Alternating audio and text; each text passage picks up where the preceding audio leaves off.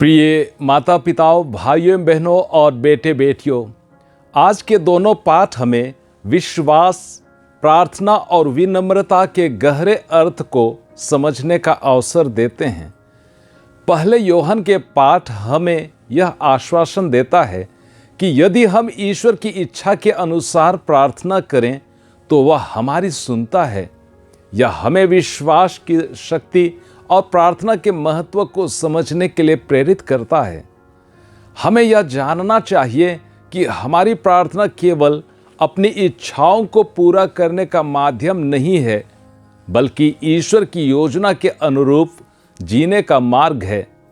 हमारी प्रार्थना एक आत्मीय संवाद है जिससे हम अपने ईश्वर के साथ बातें करते हैं। हमें यह भरोसा करना चाहिए कि ईश्वर हमारी भलाई के लिए काम करते हैं और इसलिए हमारा कार्य भी उन्हीं की इच्छा और महत्तर महिमा के लिए होना चाहिए। साथ ही यह पाठ हमें पाप से बचने और अनंत जीवन की ओर आगे बढ़ने का मार्ग दिखाता है। यहाँ सवाल भी है, पाप से बचने और दूसरों को भी इस पवित्रता में लाने की जिम्मेदारी हमारी है।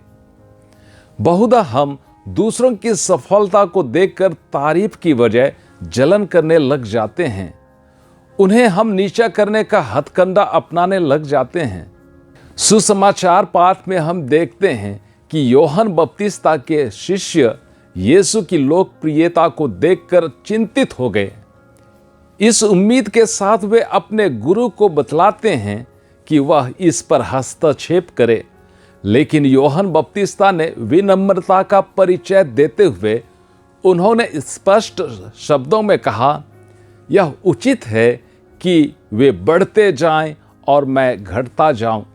यूहन्ना बपतिस्ता का यह कथन शिष्य बनने के लिए अहम गुण को प्रकट करता है।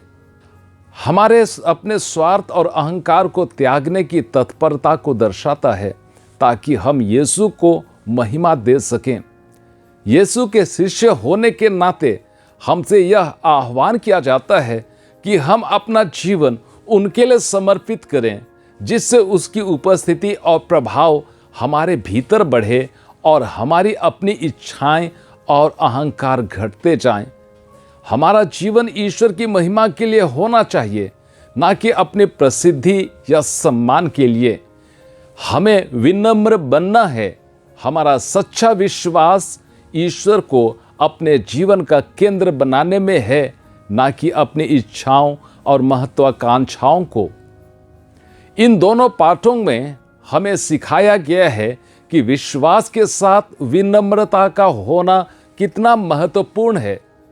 प्रार्थना हमें ईश्वर से जोड़ता है और विनम्रता हमें यह याद दिलाती है कि हम उनकी सेवा के लिए बने हैं। आइए हम अपने जीवन को इस दृष्टिकोण से देखें और हर दिन प्रभु की इच्छा को पूरा करने की कोशिश करें। आज हमसे यह आशा की जाती है कि हम अपने प्रार्थनाओं में और अधिक ईमानदार बने और अपने कार्यों में विनम्रता और सेवा का भाव रखें। हे प्रभु, हमें ऐसा विश्वास और विनम्रता दे कि हम अपने जीवन में आपकी महिमा कर सकें। आमीन।